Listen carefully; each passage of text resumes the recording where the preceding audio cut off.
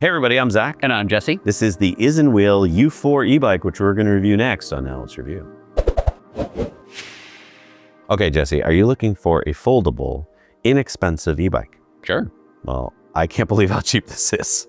All right. Guess the price. $700. $369.99. $370.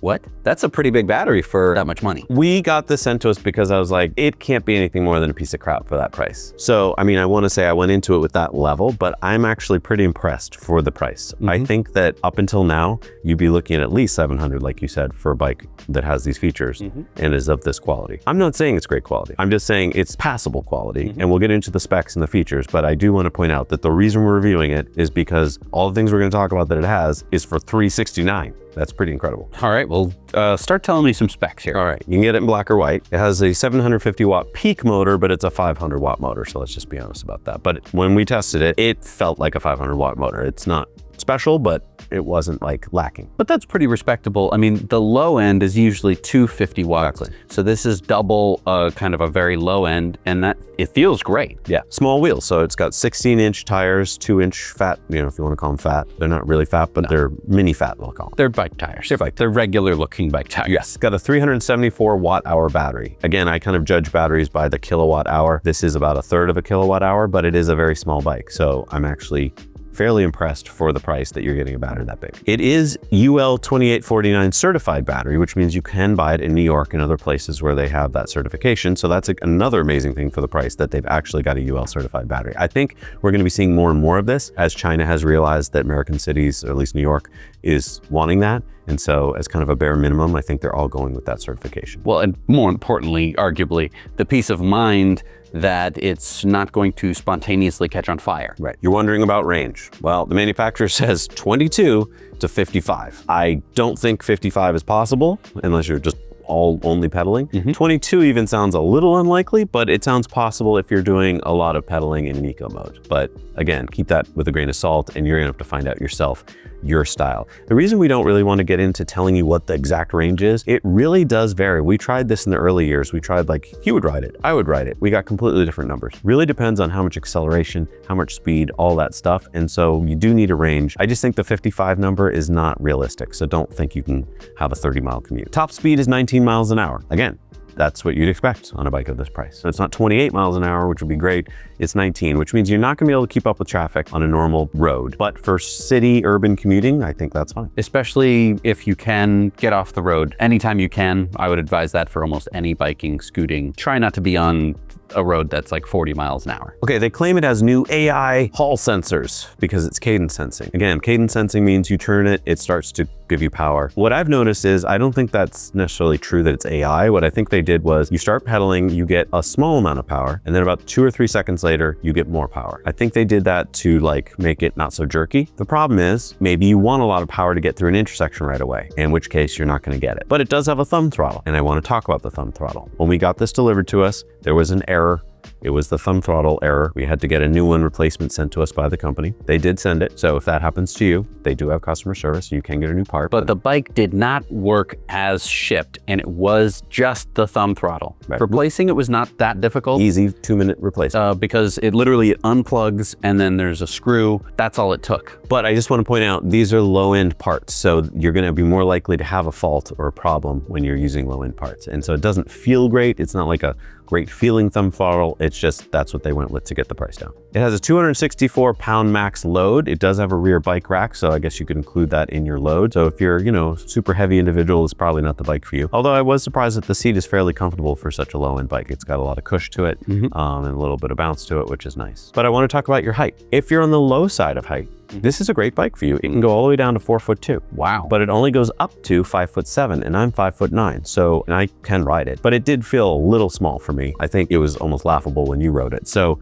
I just don't think it's meant for anyone of average height or above. It's a good girl's bike. If you're not a girl, don't worry. No one's gonna judge you for riding it. The handlebar is adjustable in terms of height, which I think is pretty nice.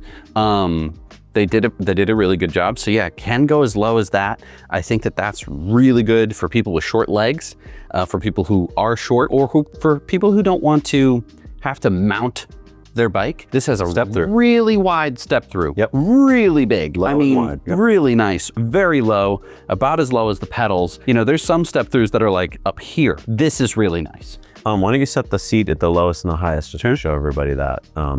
Because down low, it really is a small ride. That is super tiny. And then, you know, if a taller person wants to ride it, here's the max right there. Wow. It's just, it transforms into a completely different e-bike, which I think is really neat, the adjustability. Let's talk about the foldability. So it folds in half. Let's just do it to show everybody. Just to show how small it can get, I'll go back down. Yeah, I'll give you the numbers while he's folding it. It folds down to 32 inches by 27 inches. So it definitely would fit in a trunk, definitely fit in the back of an SUV, definitely fit easily on a train. If you're waiting for a train, you can fold it up and then just carry it on. It won't take up more space than a backpack. So the only disadvantage here with the folding mechanism, I guess, Gotta get that out of the way. Yeah. pedal out of the way. Some have folding pedals, which on this side of the bike would buy you an extra inch. I don't think you necessarily need it. Oh, wow. You get to fold that down, the handlebar. Yeah. Let's see. So, pretty darn small, especially for a 500 watt bike. Yeah. So, I mean, we just want to show you this. You know, in the pictures, they can shoot it in a way that makes it look thinner. It's pretty fat still, and it's a little awkward. So if you're trying to get onto a train, for instance, it can be a little bit, you know, weird. I would recommend maybe getting some kind of bungee cord or something to help you. So, with the kickstand folded up, it does sit on its own. Yes, so I mean, that's nice when you're waiting for a train. I'm just saying, when you get on the train, you're gonna have to have some strength because this thing weighs 57 pounds. I mean, which is light, but heavy. I just don't know if you would actually Be better fold off it on the train. I think you'd keep it unfolded. It's so small. for like a bus or something. This is like for a trunk. Yeah, but I mean, a lot of in a people in cities are watching this now to think, could I commute with this? Could I get on the bus or the train and then zip to my work? I think that's a big use case. Yeah. And so I'm not going to answer that for you. Like, look at it and decide. I think it's very possible, but it depends on your own strength and stuff. I'm at the age now where it's like, I can do this, but it would be, I think I'd get pretty sweaty and dirty. Of the folding e-bikes that we've tested, this one is probably the lightest, the smallest, the easiest to fold, and probably the easiest to unfold as well. Really decent folding mechanism. It's kind of cheap, but it definitely totally works, which I think is really nice. It's got this little extra detente, so when you've released it, it won't just fold. You have to actually pull up on it in order for that to happen. Makes it nice when you're putting it back together. Also, a really good safety feature, in my opinion. It's got 2 disc brakes, front and rear. They're cable, of course, for this price. Nothing to write home about, but it was fine. It felt great when I was riding it. It's only IPX4 water resistant, so not 5 or 6, which means it can take a light rain, but not a heavy rain. So you can't park this outside of work. I wouldn't on a rainy day, because this stuff will probably get hurt or the battery could hurt. It takes 3 or 4 hours to charge it, which you would expect. You can release the battery and take it in to work with you and, you know, charge it there. Slides in on the rail, locks in. And I like this key mechanism, kind of. Now, when you're riding it, the key has to be in it. Yeah, that's a disadvantage, but you can turn it to the off section, pull the key out, and the battery remains locked in it. That is nice. I've never really found an e-bike that I love the key system. And then obviously there's an unlock, which you can also pull the key out with, that lets you pull the battery out.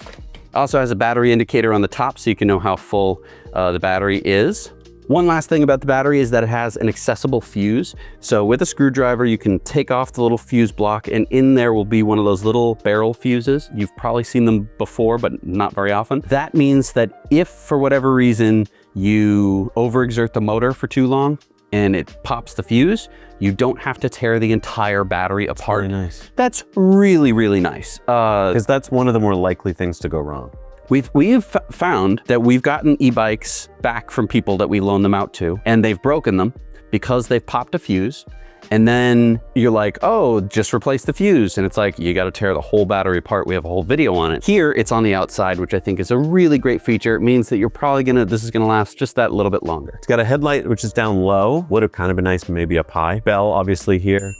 I don't like the thumb throttle. The screen is bare bones, but of course you'd expect that for this price range. But I actually like the handle grips. They're actually one of the nicer sets of handle grips in terms of feel. I don't know if they'll hold up over the long term in terms of the plastic. I feel like probably once this UV gets hit by the sun with UV, it'll like deteriorate more fast. But overall, I just can't believe that it's $369. I think that if you're looking for a bike to throw in the trunk to bring with you or to do commutes with, like this is a great bike to start with. It's not gonna be perfect. It's not gonna be super high quality. It's not gonna last forever. But I think you'll get 2 or 3 years out of it. And for that price, I think that's amazing. Oh, and I forgot to mention, it's got front suspension. Yeah. Not a lot of throw, but it will absorb a few bumps, not like curbs or anything. So overall, I mean, pros and cons. The pros, the price. The cons are the fact that it's not, you know, built perfectly. One of the other cons to me is that it doesn't have any gears. You notice it's a fixed gear ratio. That means that when you encounter a hill, it's gonna be you and the motor. Yep. There is no shifting down. And then once you get up to high speed, it's going to be the motor basically, because you're going to be ghost pedaling. Yeah, they had to kind of pick a middle gear, so it's good for flat, but it's not great for hills or speed. It's $369. Again, I think that's the winner there, and the fact that it folds and so small. So if this fits your form factor and everything, I think it could be a great bike for you. Let us know down in the comments if you have questions, things you'd like us to review, and please hit the subscribe button. That really helps us out. It means that manufacturers will send us more stuff for us to review for you. We'll see you next time. Now let's review.